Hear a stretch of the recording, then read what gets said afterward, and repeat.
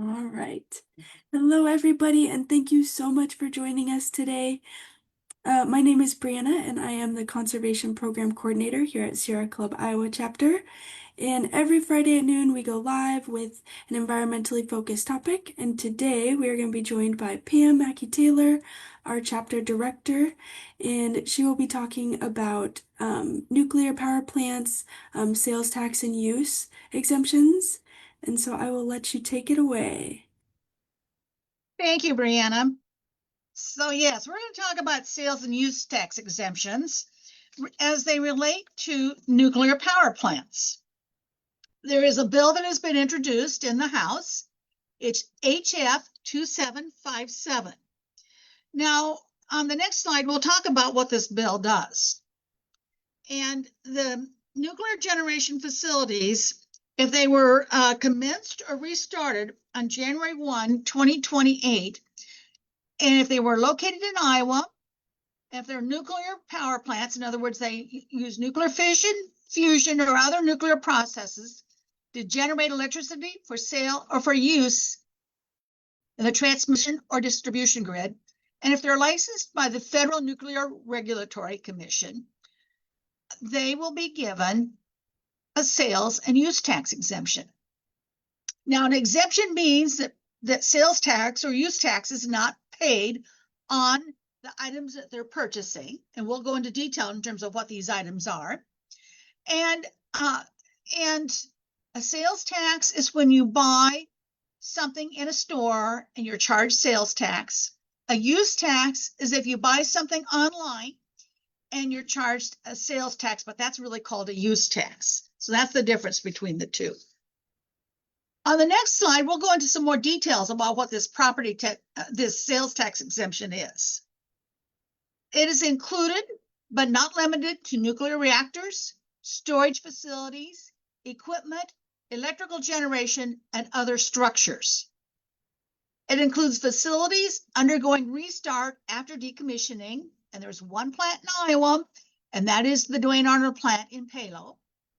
Facilities in advanced development or in process of obtaining a federal license from the Nuclear Regulatory Commission.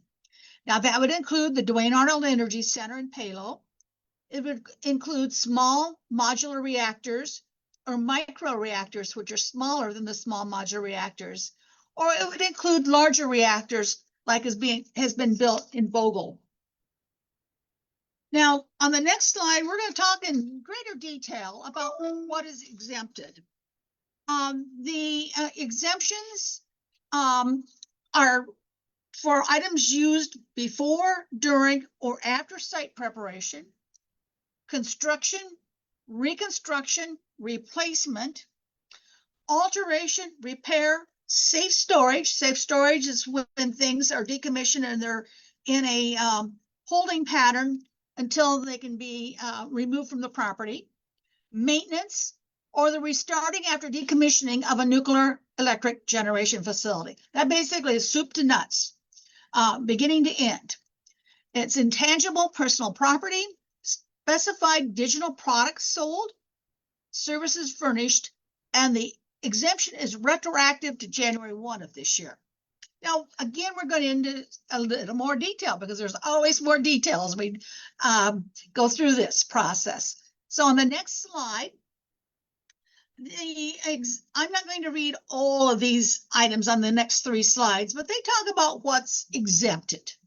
So the nuclear reactor is exempted, and that includes the fuel cores, the vessels, the steam generators, all the things that are inside that nuclear power plant to create electricity. Exempted also are the structures and buildings housing nuclear generation systems. So that would be the containment building, cooling towers, water intake and discharge structures, on-site storage facilities. Another section of what's exempted is electrical generation and transformation equipment.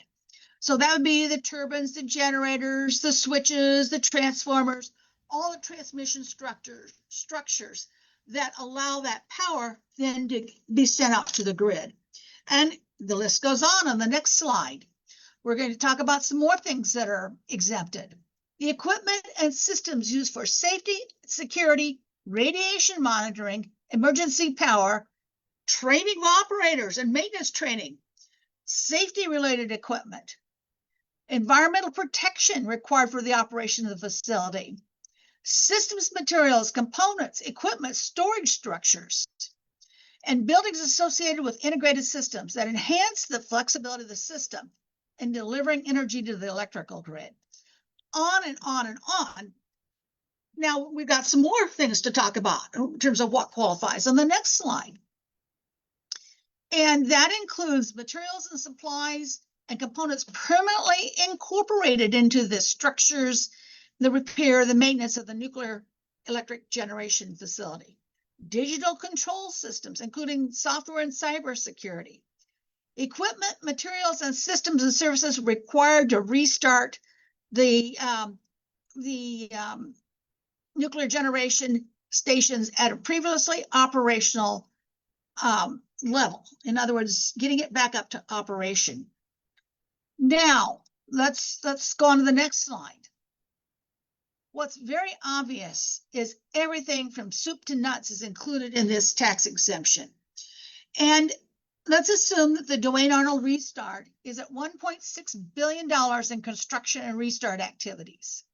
That includes operating expenses and goods and services that are ongoing. Now, there are three tax accounts that are affected by sales tax. One is the sales and use taxes, and that goes into the general fund of the state so that it can be used for the operations of the state. Another fund is SAVE. It's Secure and Advanced Vision for Education. It's 1% of the sales tax, or when the sales tax is given, 1% of a sales tax is used for public schools.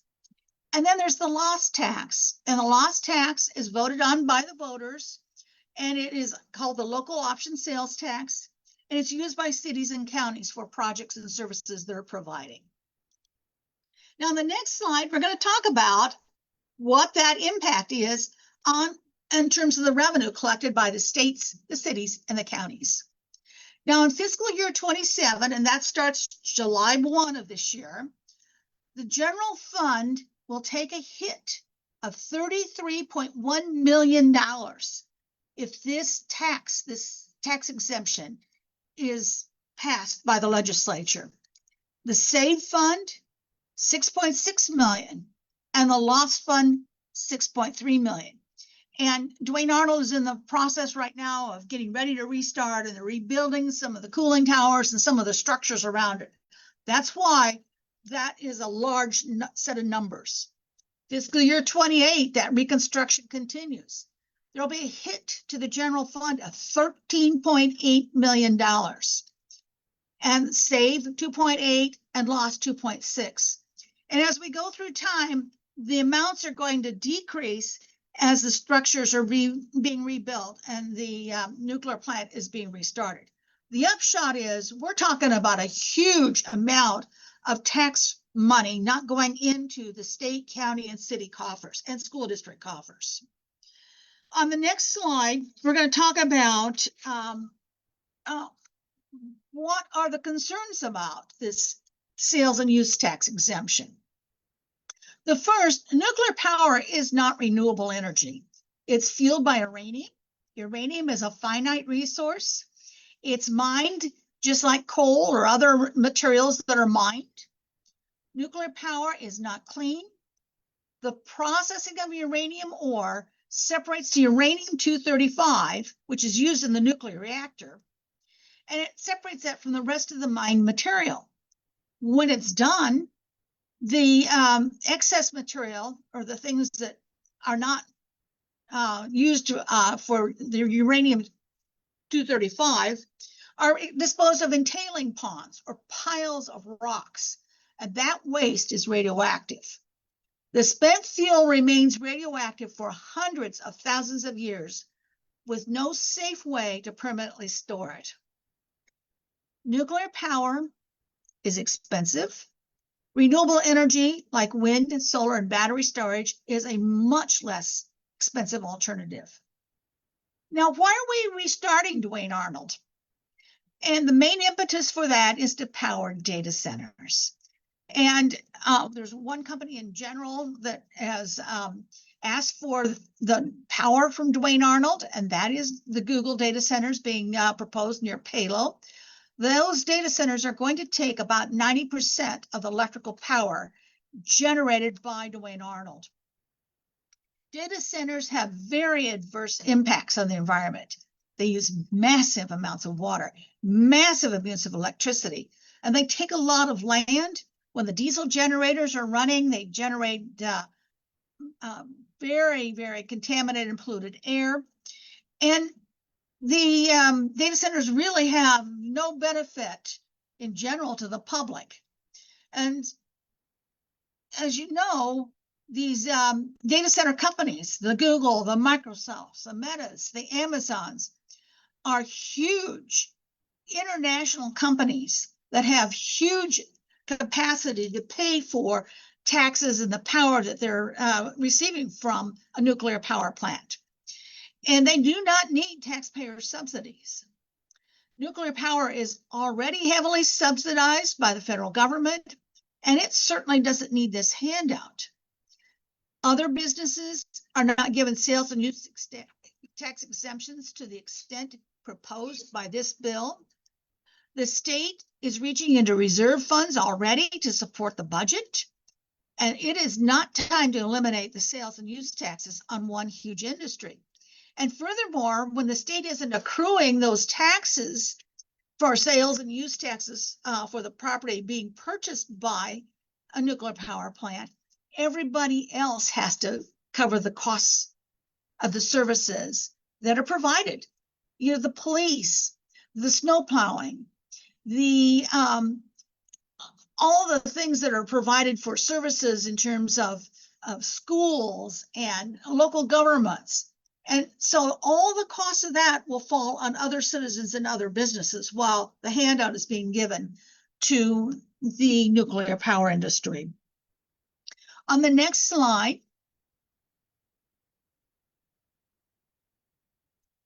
we're asking that you contact your state representative and ask them to oppose HF2757. And on this screen, we have a link to some web pages where you can look up your House member, if you know who the House member is, and you can find their email addresses.